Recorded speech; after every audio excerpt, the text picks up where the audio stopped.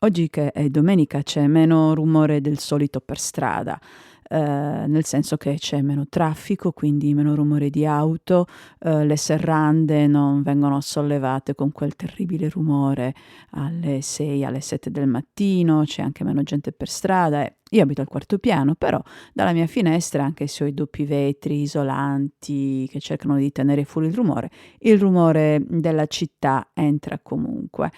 Poco fa, sentivo suonare le campane, era un suono molto distante e mi ricordo quando invece abitavo a casa della mia famiglia, nel quartiere, medievale, quindi con meno macchine, palazzi più bassi, molte chiese molto vicino a casa, della mia famiglia, che sentivo il rumore della campana molto più forte. Il rumore della campana della chiesa, la chiesa di Santa Croce, era veramente presente nella mia giornata. Mi ricordo quando ero, nella mia stanza, non c'era nemmeno bisogno che guardassi l'orologio perché,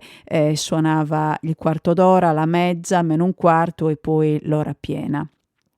Oggi nelle città tutti questi suoni si sono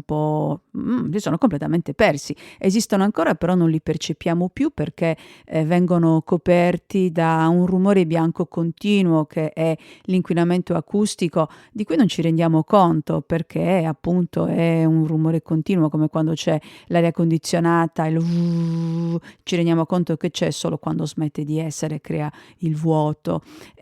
Stavo riflettendo su come erano dovevano essere diverse un tempo le strade, un tempo i rumori che si sentivano nelle strade. Pensate un po', che ne so, 300, 400 anni fa, o anche 500 anni fa, quando le strade non erano asfaltate, non c'erano gli automobili, per cui si sentivano il rumore delle ruote delle carrozze, che sbattevano contro il selciato, contro le pietre che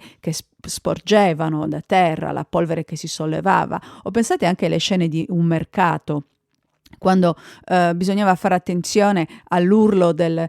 ciabattino che passava, oppure del maniscalco, oppure dell'arrotino, perché erano informazioni che dicevano alle persone che stavano dentro le loro case: "Esci perché adesso c'è questo artigiano che può,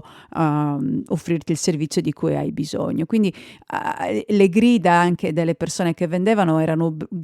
tipo pubblicità, erano, delle cose che la gente ascoltava per capirne il contenuto, perché le urla, le grida, eccetera, trasmettevano informazioni. Mentre oggi, se ci pensiamo, i rumori che sentiamo trasmettono solo rumore, perché altrimenti abbiamo la nostra internet, i nostri cellulari che ci dicono esattamente quello che vogliamo sapere.